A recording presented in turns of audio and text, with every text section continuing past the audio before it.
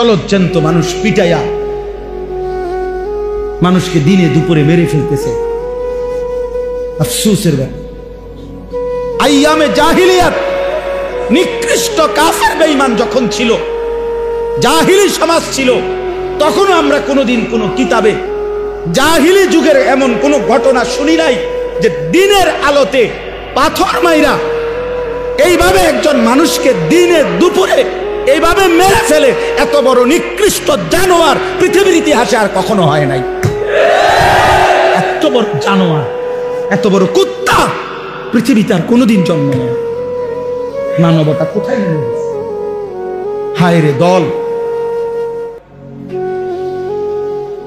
হায় রে ক্ষমতা, হায় টাকা, হায় চাঁদা। ঢাকা এত দরকার হয়ে গেল।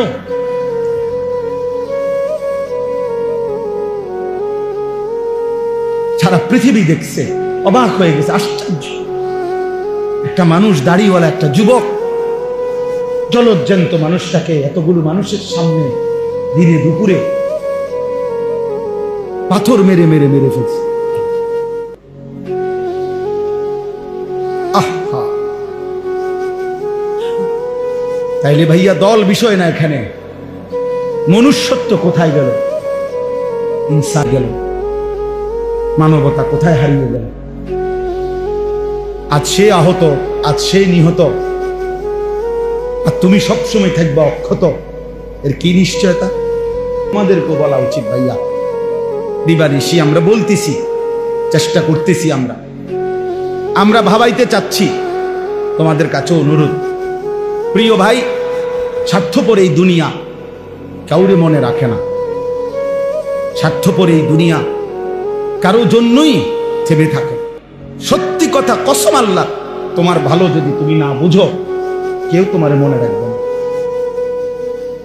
তোমার জন্য ভাববার কারো সময় নেই, সবাই ব্যস্ত, সবার কাজের অভাব নেই। কারো ভালো হোক মন্দ হোক, যৌক্তিক হোক অযৌক্তিক হোক, প্রয়োজনীয় হোক অপ্রয়োজনীয় হোক, বর্তমানে এমন একটা সময় যে সবাই ব্যস্ত, সবাই ব্যস্ত।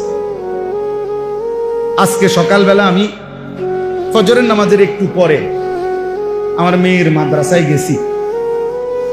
তো আসার সময় দেখছি যে একটা হাইয়েস আর ট্রাক মুখোমুখি অ্যাক্সিডেন্ট করছে, গাড়ি আটকায় গেছে। তো হাইয়েস গাড়িটার এই মাইক্রোটার ড্রাইভার একদম ভিতরে ঢুকে গেছে। অনেক কষ্টে ভাইয়া ভুইয়া যখন তারা বের করছে, কিছুক্ষণ পরে বেচারা মারা গেছে। জীবন্ত মানুষ, জলজ্জান্ত মানুষ গাড়িটা চালাচ্ছিল, এমন মানুষটা মরে গেছে। আমার বলার বিষয় হলো, আমি তাকায় দেখলাম জ্যামের কারণে গাড়ি আটকায় আছে। প্রতিটা গাড়ি সর্বোচ্চ ফোর্সে শুধুই হর্ন দিতেছে, ডাইনে বামে বাঁকা সাকা কইরা কোনো না কোনো ভাবে পাশ কাইটা চলে যাইতেছে। কেউ থামলো না, কেউ থামলো, কোনো ড্রাইভারও আর থামে না, প্যাসেঞ্জারও থামে। কারো হাতে সময় নাই, কারো হাতে সময়। তো এটাই বুঝাইলাম আর কি, স্বার্থপর এই দুনিয়া কারো জন্য থামে না, কারো হাতে সময় নাই। একদিন এটাই মনে পড়বে, হয় দুনিয়াতে নয়তো আখিরাতে, হয় অসুস্থ হয়ে গেলে নয় পঙ্গু হয়ে গেলে। একদিন সত্যি সত্যি কসম আল্লাহর মনে পড়বে, সুখের এই বন্ধুরা কেউ নাই। মোবাইলের ওই নর্তকী ধোঁকা ছিল, অশ্লীল ছবি ধোঁকা ছিল।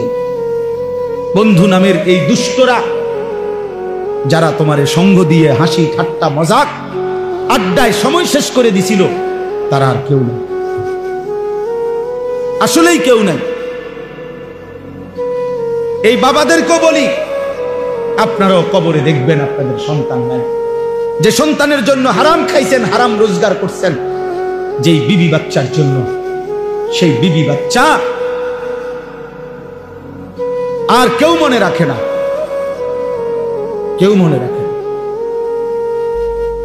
আপনারা শুধু কাউরে একক লজ্জা দেওয়ার জন্য বলতেছি না, একক শরম দেওয়ার জন্য বলতেছি না, শুধু বুঝাইতে চাচ্ছি, শুধু এই কয়দিনের এই গত 2-3 মাসের মধ্যে প্রতিদিন আমার মনে হইতেছে আমার দেশের মানুষ খুব বেশি অসহিষ্ণু, খুব বেশি অস্থির, কেউ যেন কারো নিয়ন্ত্রণে নাই। প্রত্যেকে হত্যা, খুন, ধর্ষণ, পরকীয়া মনে হয় যেন একেবারে খোলামেলা প্রকাশ্যে শুরু হয়েছে। পরকীয়া এই শব্দটা, অবৈধ সম্পর্ক, স্বামী থাকার পরও মহিলার অবৈধ সম্পর্ক, স্ত্রী থাকার পরও পুরুষের অবৈধ সম্পর্ক, আমার মনে হয় গত 10 বছরও এত বেশি আমি শুনি নাই এ কয়দিনে যা শুনতেছি। ঘটনাটা কি? অসভ্যতা এভাবে বেড়ে গেল কেন? দোস্ত, নোংরামি এভাবে বেড়ে গেল কেন? প্রিয় ভাইয়া, এই কঠিন বাস্তবতা, এই নিদারুণ বাস্তবতার মুখোমুখি তোমরাও হইবা। কোন সমাজে যদি জেনা ব্যভিচার হয়, বেড়ে যায়, খোদার কসম, তো ওই সমাজের সকল পরিবারই অরক্ষিত হয়ে যায়। কারোই তখন ইজ্জতের নিরাপত্তা থাকে না, কারোই থাকে না, কারোই থাকে না। এই জন্য আমরা ভাবা উচিত, মানুষ চলচ্চন্ত মানুষ পিটাইয়া মানুষকে দিনে দুপুরে মেরে ফেলতেছে। আফসোসের ব্যাপার, আইয়ামে জাহিলিয়াত নিকৃষ্ট কাফের বেঈমান যখন ছিল, জাহিলি সমাজ ছিল, তখনও আমরা কোনোদিন কোনো কিতাবে জাহিলি যুগের এমন কোনো ঘটনা শুনি নাই যে দিনের আলোতে পাথর মাইরা এইভাবে একজন মানুষকে দিনে দুপুরে এইভাবে মেরে ফেলে। এত বড় নিকৃষ্ট জানোয়ার পৃথিবীর ইতিহাসে আর কখনো হয় নাই। এত বড় জানোয়ার, এত বড় কুত্তা পৃথিবীতে আর কোনোদিন জন্ম নেয়। মানবতা কোথায় নেমে গেছে? হায় রে দল, হায় রে ক্ষমতা, হায় টাকা, হায় চাঁদা। ঢাকা এত দরকার হয়ে গেল?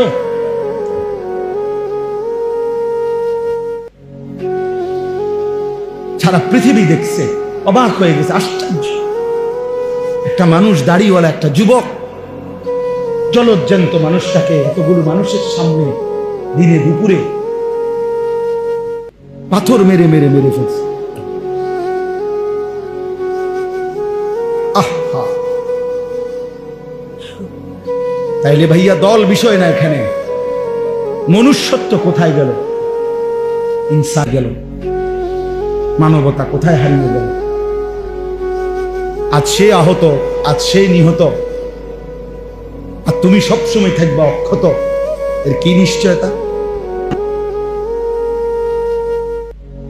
আজ তার বোন দর্শিত, তার স্ত্রী পরকীয়া আসক্ত, আমার ঘর তোমার ঘর সবসময় থাকবে পবিত্র, সুরক্ষিত, তার কি নিশ্চয়তা?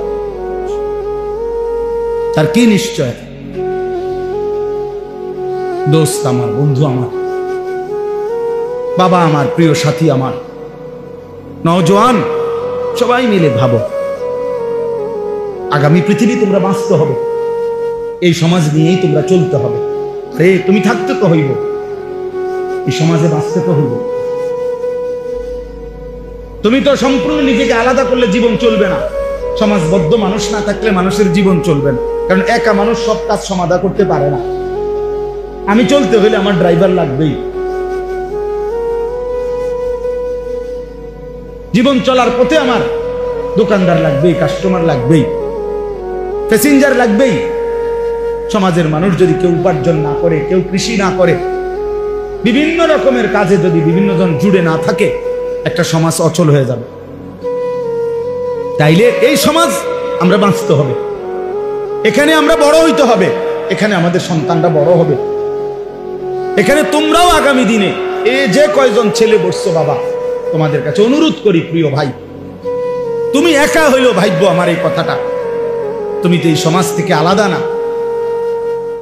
তাইলে এই সমাজের চারদিকে যদি ছেলে পেলে, নারী পুরুষ, যুবক যুবতী সবাই যদি এরকম অসভ্যপনা, বেহায়াপনা, অস্থির হয়ে আর তোমরা মজা পাও, সবাই যদি যার যার জায়গায় খুশি হও যে মা সবাই মিলে দেখতেছ একে অপরের চেহারা, নামাজ নাই, সেজদা নাই, আল্লাহ নাই, খোদা নাই, পর্দা নাই, কুশিদা নাই, তো প্রিয় ভাই আগামী পৃথিবীতে তোমরা চলবা কেমনে? তোমরা বাঁচবা কেমনে? কেমনে বললে বুঝবে? কি ভাষায় বললে বুঝবে? কি ভাষায়? এখানে যারা বাবা, তাদের সন্তানে 9 বছরের বাচ্চার যদি নিরাপত্তা না থাকে, আমার সমাজ কোথায়? বলে 9 বছরের বাচ্চার যদি নিরাপত্তা না থাকে, তাকে যদি এত বড় জুলুমের শিকার হইতে হয়, আমার সমাজ কোথায় নেমে গেছে? বলে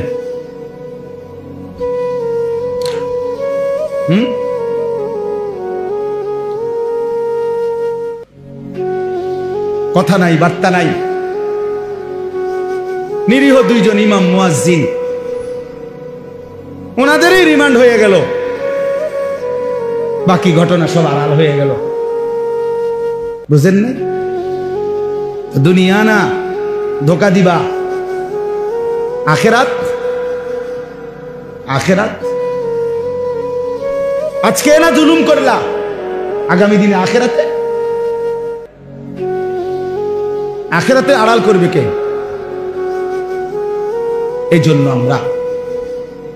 আমি আমার কথা এতটুকুই, প্রত্যেকের কাছে ছেলেরা, বাবারা নিজের দিকে আরেকটু যত্নবান হও। ছেলেরা তোমরাও বাবা আরেকটু যত্নবান হও। এতটা বেনামাজি জিন্দেগি ভালো না, এতটা চরিত্রহীন জীবন প্রিয় ভাই ভালো না।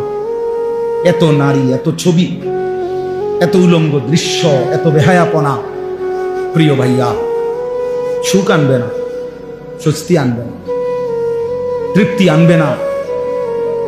দিনের পর দিন তোমাদের অনেক ছেলে কোনোদিন 5 ওয়াক্ত নামাজ পড়ো না, মুসলমানের বাচ্চা হয়ে প্রিয় সন্তান, এত মন্দ হওয়ার কথা। এভাবে আল্লাহকে ভোলা ঠিক না, এভাবে আল্লাহর নাফরমানি করা উচিত না। আখেরাত তো পরের কথা, দুনিয়াতে তো শান্তি থাকা দরকার, দুনিয়াতে তো দরকার। কোরআনুল কারীমের মধ্যে আছে, আল্লাহ তাআলা বলেন, অমিনহুম মান ইয়াকুলু রব্বানা আতিনা ফিদ দুনিয়া হাসানা ওয়া ফিল আখিরাতি হাসানা ওয়া কিনা আযাবান নার। আল্লাহ বলেন আমার প্রিয় বান্দা তারা বলে, আল্লাহ আমাকে দুনিয়া সবটা দিয়েন না, আমাকে ওইটুকু দুনিয়া দেন যেটুকু হাসানা, যেটুকু পবিত্র, যেটা হালাল, যেটা বৈধ, যেটা উত্তম, যেটা আপনার মর্জি মতো, আমাকে সেই দুনিয়া দেন। আমাকে আখিরাতটাও যেটা দিবেন উত্তম দিবেন, জাহান্নামের আযাব থেকে মুক্ত করে দিয়েন। আল্লাহ তাআলা বলেন, যে বান্দা আমার পবিত্র দুনিয়া চায়, পবিত্র আখিরাত চায়, জাহান্নাম থেকে মুক্তি চায়, খোদার কসম আল্লাহ বলছে, উলাইকা লাহুম নাসীবুম মিম্মা কাসাবু, আমার এই বান্দা 24 ঘন্টা যা করবে দুনিয়ায়, আমি সবটার বিনিময় আখিরাতে তারে বুঝায়।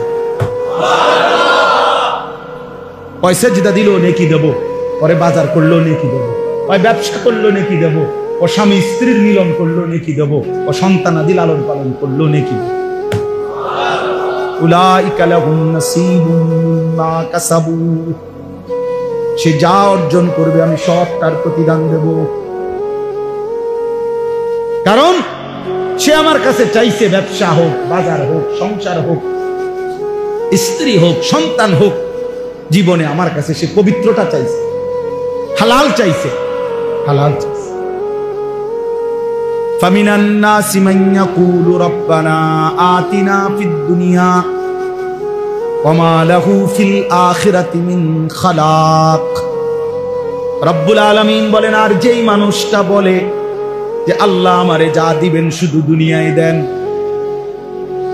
অনেক মানুষ যে শুধু দুনিয়াই চায়, হালাল হারামের দরকার নাই, হুজুর 100 টাকা দিছি, দোয়া করে দেন আমার ব্যবসাটার মধ্যে আল্লাহ যেন বরকত দেয়। এখন ব্যবসার পদ্ধতি কি, হালাল না হারাম? পণ্যটা কি হালাল না হারাম, বেচা কিনার সিস্টেমটা কি হালাল না হারাম, মালিকের লগে কোম্পানির লগে চুক্তি যে হইতেছে, টাকা যে সুদ করতেছে, কোনটা হালাল কোনটা হারাম এর কোনো চিন্তাও নাই, বাস বিচারের কোনো খবরও নাই, শরীয়ত মাসআলা জানার কোনো প্রয়োজনও নাই। শুধু দাবি একটাই, হুজুর দোয়া কইরা দেন আমি যেমনে ব্যবসা করতেছি আল্লাহ যেন আমার এমনি বরকত দিয়ে দেন। শেষ। আমনে তো হালাল হারাম তো আইয়েন না, আমার কি দরকার, লাভ দরকার, লাভ দরকার। হুজুর আপনার 100 টাকা দিলাম, আপনি আল্লাহরে বলে দেন 100 টাকা দিয়া আল্লাহ যেন আমার ব্যবসার মধ্যে কি দিয়া দেন। আমাদের একজন বড় বুজুর্গ আছেন ঢাকার, হযরত মাওলানা আবুল বাশার সাইফুল ইসলাম, অনেক বড় বড় আলেম। হুজুর একদিন বলছিলেন যে শোনেন, যে পরিমাণ ব্যবসায়ী হুজুরদের কাছে তাবিজের জন্য যায়, ব্যবসায়ীরা হুজুর এমন কোন কাগজ, এমন কিছু লেখা টাকা লেখা দেন লাল কালি দিয়া, যেটা দোকানের মধ্যে ঝুলাইয়া রাখবো যাতে করে কাস্টমার আইয়ে বরকত হয় ব্যবসা। এরকম বহু দোকানে দেখবেন চারিদিকে কাগজ ঝুলানো, লেখা বিভিন্ন রকমের কাগজ, তাবিজ। তাবিজের জন্য, ব্যবসার বরকতের জন্য যে পরিমাণ হুজুরের কাছে গেছে, আলেমের কাছে, তার 100 ভাগের 1000 ভাগের 1 ভাগও একটা শরীয়তের মাসআলা যে এটা হালাল না হারাম, এই পদ্ধতিটা আমার এটা জানার জন্য 1000 ভাগের 1 ভাগও যায়। বুঝেন নাই কথা?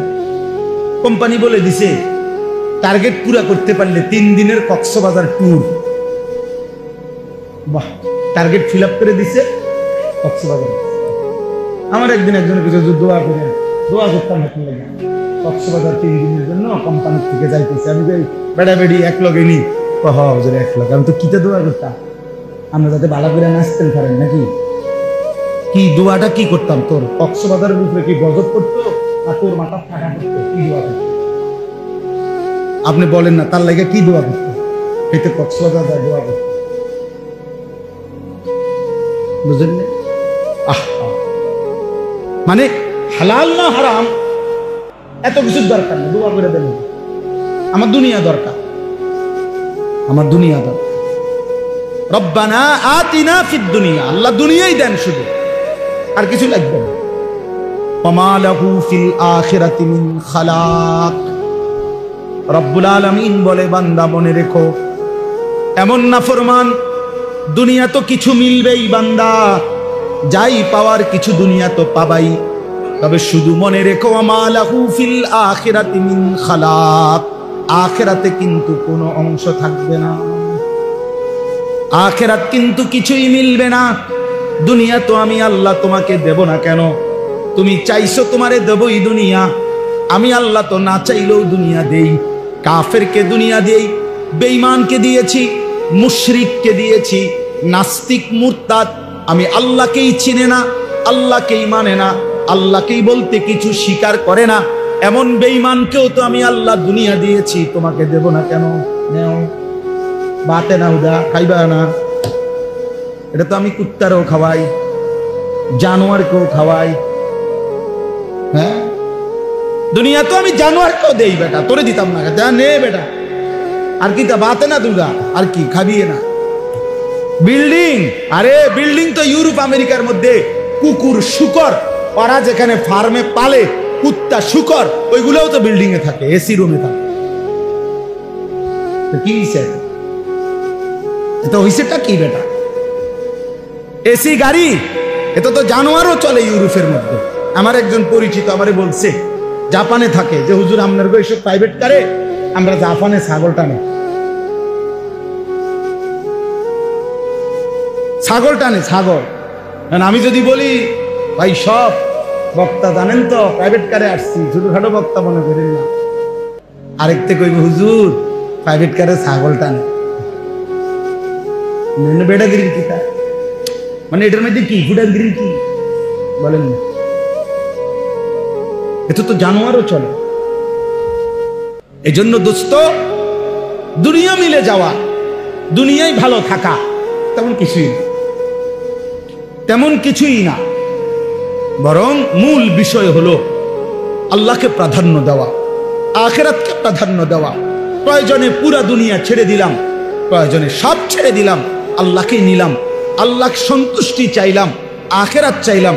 খোদার কসম নবী বলছে, ওই ব্যক্তি লাভের ব্যবসা করছে যে দুনিয়া ছেড়ে দিছে, আল্লাহকে গ্রহণ করছে। এই চলেন এবার এই তর্জমা শুনেন, তাহলে কথা শেষ।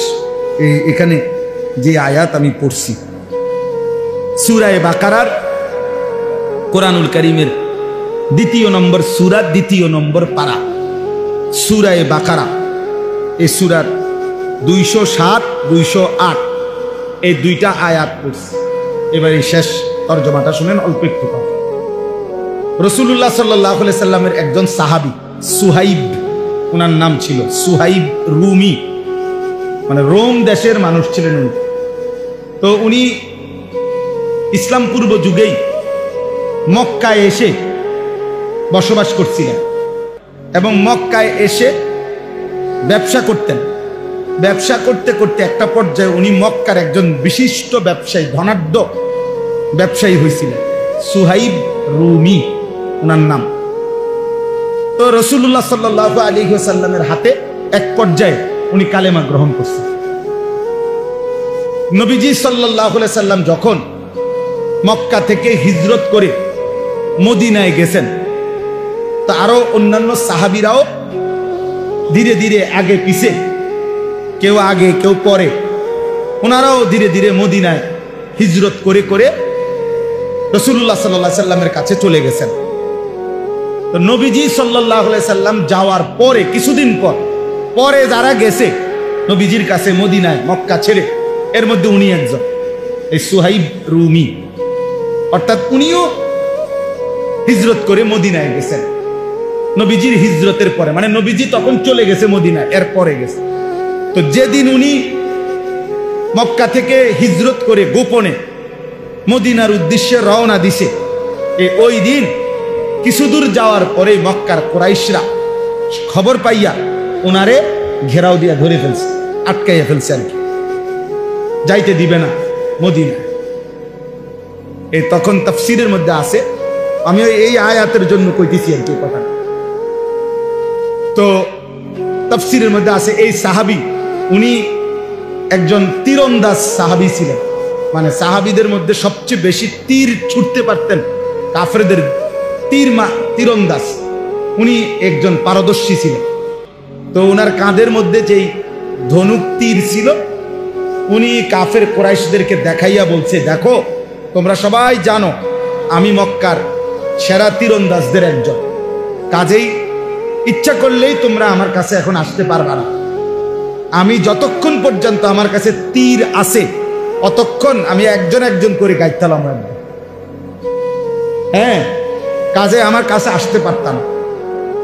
এরপরে যদি আমার তীর শেষ হয়ে যায়, এরপরে আমার কোমরে তরবারি আছে, এই দেখো আমি তরবারি চালনা তো অভিজ্ঞ, তোমরা জানো। এরপরে আমি তরবারি দিয়ে তোমাদের সাথে যুদ্ধ করব, সেখানেও তোমাদের বহু লোক হতাহত হবে, হ্যাঁ। এরপরে যদি তোমরা আমারে ধরতে পারো, কাজেই এত অল্পতেই আমারে তোমরা ধরতে পারবা না, আটকাইতে পারতা না, তোমাদের অনেক ক্ষতি হবে।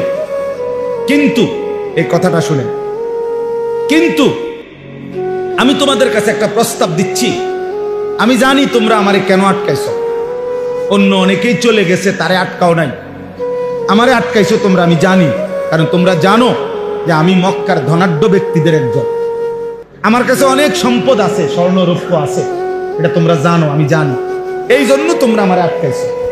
আমি জানি তোমাদের মূল লোভ সম্পদের প্রতি, অতএব আমার যত সম্পত্তি আছে যেখানে যেখানে আমি রেখে আসছিলাম, এখন আমি সব বলে দিচ্ছি, তোমরা সব কিছু নিয়ে নাও, বিনিময়ে শুধু আমারে একা আমার আকা, আমি যার জন্য যাচ্ছি, আমার সেই প্রিয় বন্ধু আমার রাসূলের কাছে যাইতেন,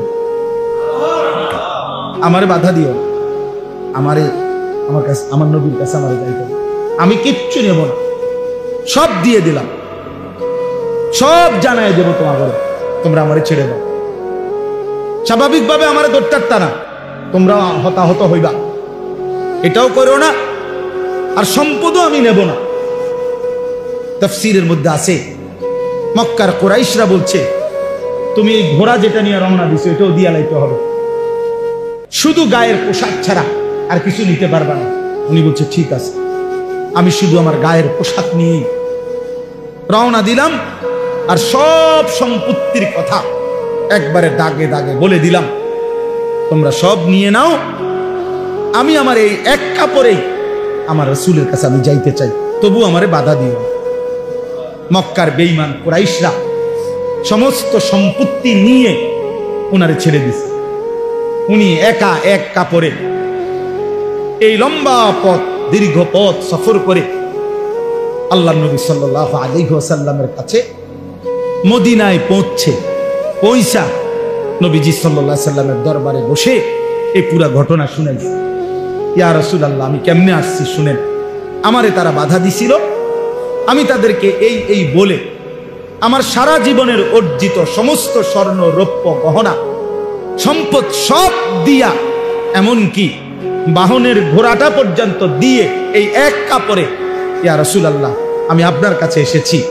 খোদার কসম, তাফসীরে আছে আল্লাহর নবী তখন চিৎকার দিয়ে আওয়াজ করে খুশিতে আল্লাহর নবী বলছে, রাবিহাল বাই, রাবিহাল বাই, সুহাইব তোমার ব্যবসা বড় লাভবান হয়েছে, তোমার ব্যবসা বড় লাভবান হয়েছে,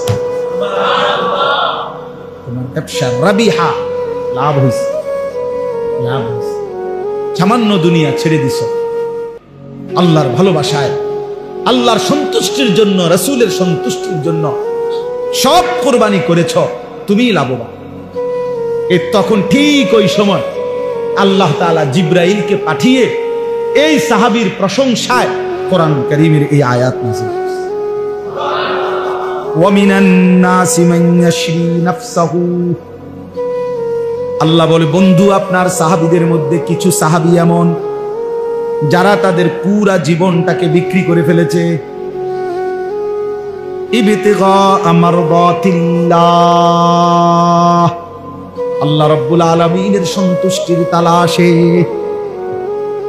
রব্বুল আলামিনের সন্তুষ্টির তালাশে পুরা জীবন দিয়ে দিছে, পুরা জানমাল সব বিলীন করে দিয়েছে, বিনিময়ে আল্লাহকেই চেয়েছে, আখিরাতকেই চেয়েছে। আল্লাহ বলেন, ওয়াল্লাহু রাউফুম বিল ইবাদ, এমন বান্দার ব্যাপারে নিশ্চয়ই আল্লাহ বড় বেশি দয়াবান, আল্লাহ তাকে উপযুক্ত পুরস্কার দিয়ে ভরপুর করে দেবে। আপনি ঘাবড়ায়েন, ওরে বলে দেন আমি আল্লাহ ওরে সন্তুষ্ট করব। কোরআন শরীফে আছে হযরত আবু বকর সিদ্দিক রাদিয়াল্লাহু তাআলা আনহু জীবনের সব কিছু আল্লাহর জন্য বিলায় দিয়েছিলেন। তো নবীজিকে আল্লাহ তাআলা কোরআনের আয়াত নাজিল করে নবীজিকে আল্লাহ শুনাইছিলেন। লম্বা সূরার মধ্যে আছে লাস্টে, ওয়ালা সাউফা ইয়ারদা, আল্লাহ নবীজিকে বলছে, বন্ধু আপনার সাহাবী আবু বকরকে বললেন আপনি তারে খুশি করার দরকার নাই, আমি আল্লাহ নিজে হাসরের ময়দানে আপনার আবু বকরকে আমি খুশি করে দেব। ওয়ালা সাউফা ইয়ারদা ওয়াল লাইলি ইযা ইয়াগশা, এই সূরার শেষে আমি তাকে খুশি করে দেব। তো আল্লাহ তাআলা এখানেও বললেন, বন্ধু আমি বললাম আমার সন্তুষ্টির জন্য আপনার এই সাহাবী নিজের সব দিয়ে দিছে, তার পুরা জীবন বিক্রি করে দিছে, বিনিময়ে আমি আল্লাহকে গ্রহণ করছি। এই জন্য দোস্ত, এই জন্য প্রিয় ভাই, আমি কিংবা তুমি, জওয়ান কিংবা বুড়ো, আমাদের প্রত্যেকের জীবন মূলত আল্লাহর জন্য, আখিরাতের জন্য। আমরা যদি আল্লাহকেই না পেলাম, নামাজই না পেলাম, এই কপাল যদি সেজদাই না দিল, আল্লাহকেই না চিনল, তো ওই কপাল মন্দ কপাল, লানত ওই কপালের উপরে, থুতু মারি ওই কপালের উপরে। ছেলেরা মনে রাখিস, তোদের ওই কপালে আমি থুতু মারি যে কপাল আল্লাহ সেজদা দেয় না, নাফরমান। তোর ওই কপালে থু থু, তোর কপালে থুতু মারি, থুতু মারলাম তোর ওই কপালে। তুই ভাত খাস, খাবে, তুই শুধু ঘুম যাস, পেশাব পায়খানা করস, রাস্তার জানোয়ারের দিকেও তাকাইস, ওই জানোয়ারও খায় আর ঘুমায় আর পেশাব পায়খানা। যা ভাতে খাবেন, অসুবিধা নেই, খাওয়া, আর কি? এই তো দুনিয়া, এই তো দুনিয়া। আল্লাহকেই ভুললা গেলা, সেজদাকেই ভুলে গেলা, নামাজকেই ভুলে গেলা, মালিককেই ভুলে গেলাম। জীবনে চিনলা কি আর শিখলা কি, বুঝলাই কি? এই আকল, এই দেমাগ, এই চোখ, এই কান, এই দিল, এটা দিয়ে আর মানুষ হয়ে লাভ কি? যে দিল আল্লাহ চেনে না, যে কান আল্লাহর কথা শুনে না, যে কপাল আল্লাহকে সেজদা দেয় না, যে চোখ আল্লাহর কুদরত দেখে না, খোদার কসম এই কোরআন আল্লাহ তাকে বলছে উলাইকা কাল আনআম, ওইটা জানোয়ার জানোয়ার জানোয়ার জানোয়ার জানোয়ার। আল্লাহ বলে যদি কোনো কথা কয় তো তারে কবি বালহুম আদাল, না না তুই জানোয়ারের চাইতে নিকৃষ্ট।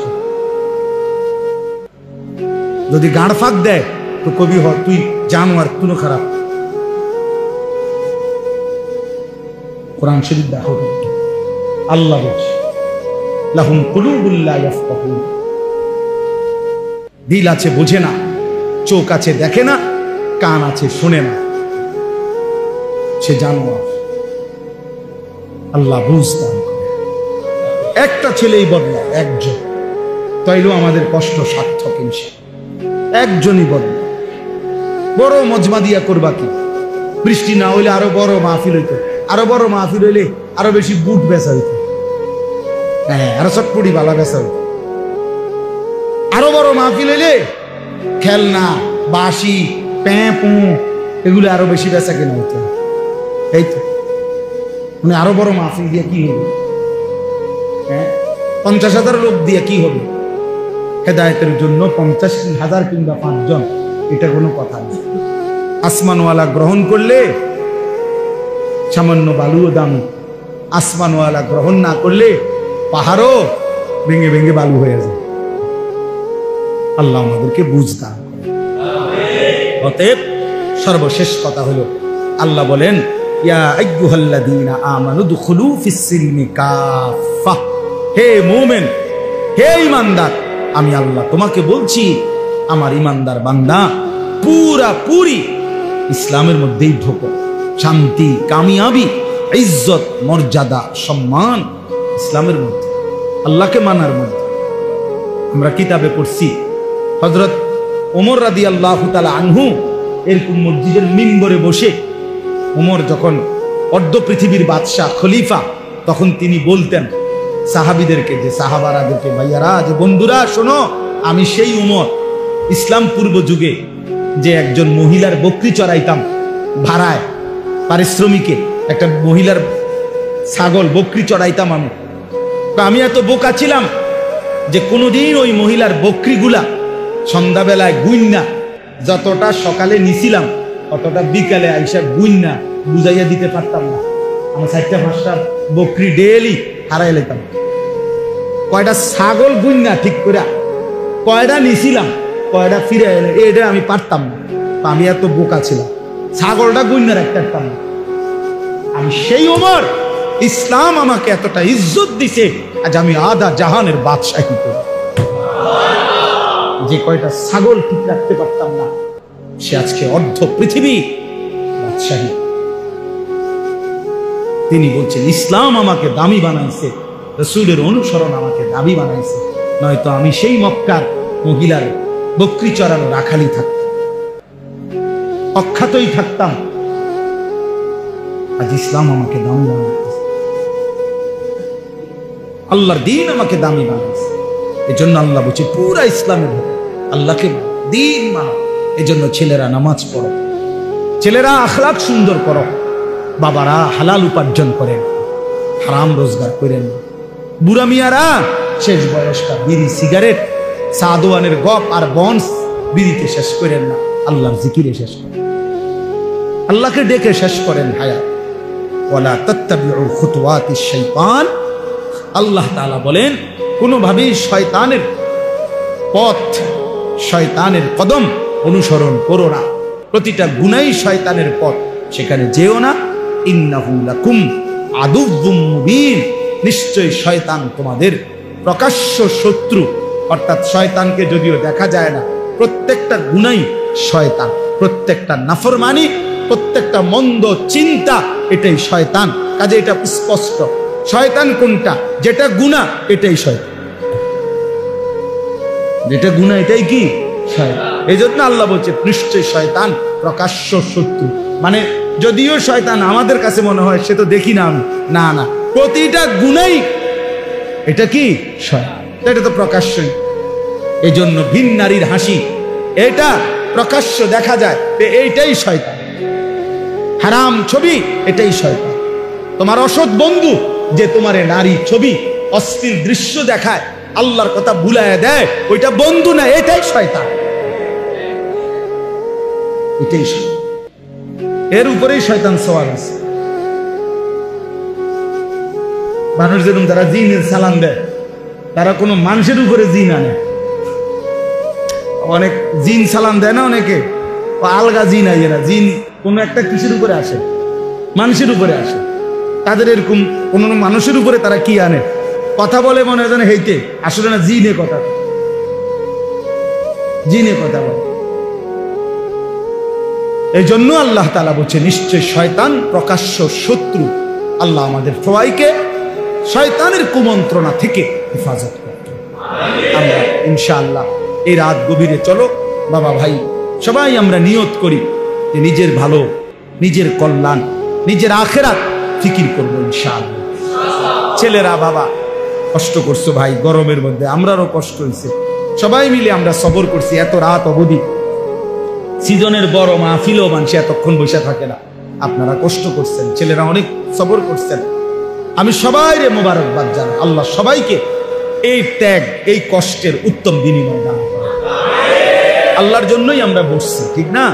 আল্লাহর জন্য। আল্লাহ তাআলা এই মজমা, এই মাহফিল কবুল করে। আমার আসলে মনে ছিল না, এনে আসছি আর আমি দেখে চিনছি যে আমি আরেকবার আসছি এখানে, আগেও মাহফিল করি।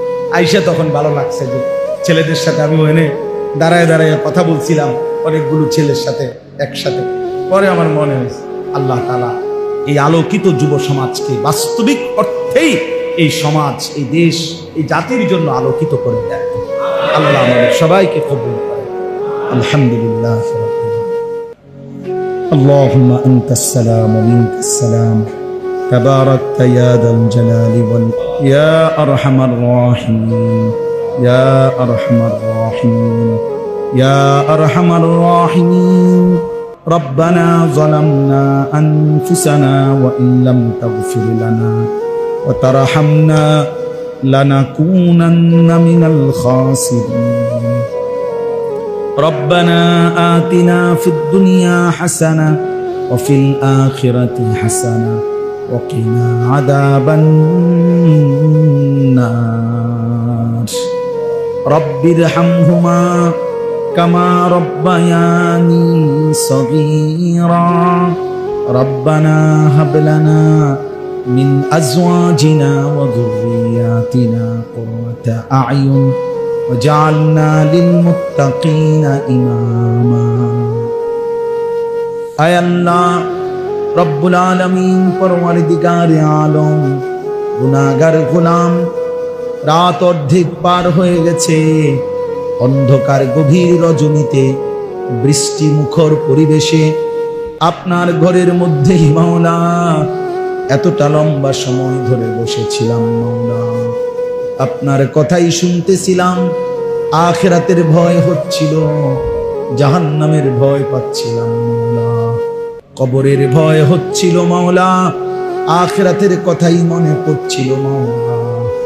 রাত গভীরে মাওলা গুনাহগার গোলাম হাত উঠিয়ে মাফ চাইলাম, আপনি মাফ করে দেন আল্লাহ, মাফ করে দেন, মাফ করে দেন, মেহেরবান মাওলা মাফ করে দেন।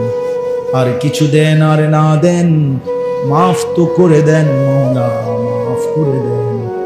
আযাব দিলে আপনার কোনো লাভ নাই, মাফ করে দিলে আপনার কোনো ক্ষতি নাই, মাফ করে দিলে আপনার কমবে না, মাফ না পেলে আমাদের উপায় থাকবে না, আপনি তাড়িয়ে দিলে আশ্রয় মিলবে না, আপনি ফিরিয়ে দিলে ঠিকানা মিলবে না মাওলা।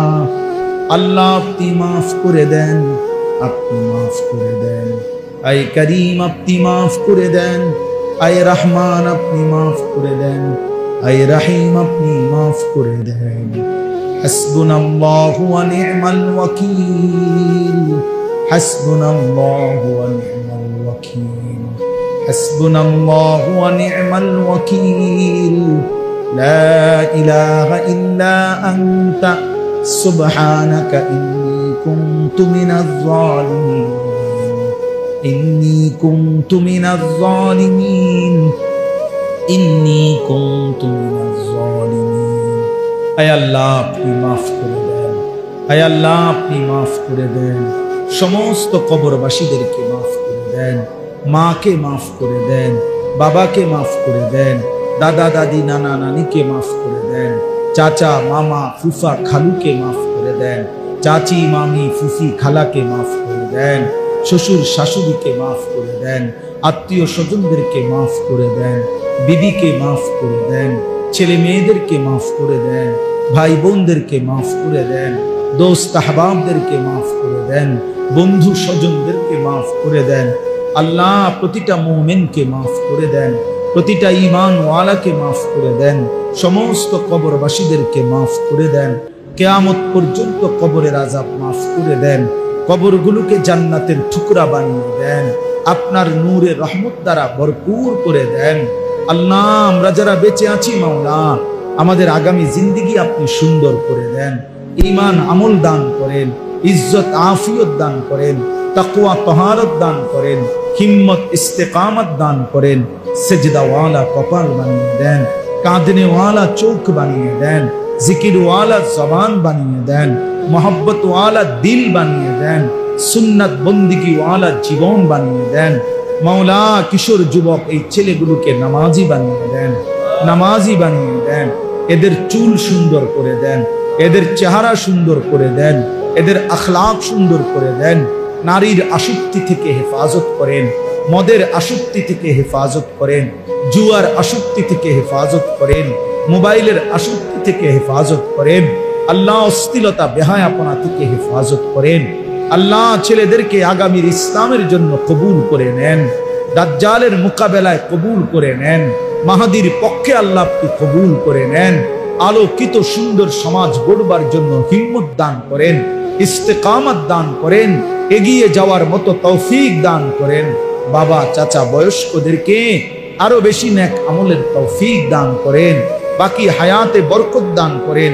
মা বোনদেরকে পর্দা পুশিদা দান করেন, উলামায়ে কেরাম আইম্মায়ে কেরামকে উম্মতের ফিকির দান করেন, কওম ও মিল্লাতের ফিকির দান করেন, মানুষের দরদে দরদি হওয়ার তৌফিক দান করেন। অসুস্থ বিমারি যারা শিফা করে দেন, কামাই রুজিতে হালাল বরকত দান করেন। প্রবাসী আল্লাহ বিদেশের জমিনে আল্লাহ প্রতিনিয়ত তারা দোয়া চায় মাওলা, আল্লাহ ঈমান আমলের সাথে রাইখেন মাওলা, ঈমান আমলের সাথে রাইখেন মাওলা, সুস্থতার সাথে রাইখেন মাওলা, হালাল রুজি রোজগার করবার তৌফিক দান করেন। প্রবাসীর বিবি বাচ্চাকে নামাজি বানায় দিয়েন, চরিত্রবান বানায় দিয়েন। আল্লাহ, আমাদের প্রত্যেকের আয় রোজগারে বরকত দান করেন, আমার দেশের উপরে রহমত বরকত নাজিল করেন, সারা পৃথিবীর মজলুম মুসলমানদেরকে বিজয় দান করেন, রেহাই দান করেন। আল্লাহ, যুবকদের এই ইন্তজামের মধ্যে বরকত দান করেন, মসজিদ খানা কবুল করে নেন। ইমাম, মুয়াজ্জিন, খতিব, কমিটি, মুসল্লি সকলকে কবুল আর মনসুর করে নেন। রব্বিল হামহুমা কামা রব্বায়ানি সগীরা। সুবহান রাব্বিকা রব্বিল ইজ্জাতি আম্মা ইয়াসিফুন ওয়া সালামুন আলাল মুরসালিন ওয়ালহামদুলিল্লাহি রাব্বিল আলামিন।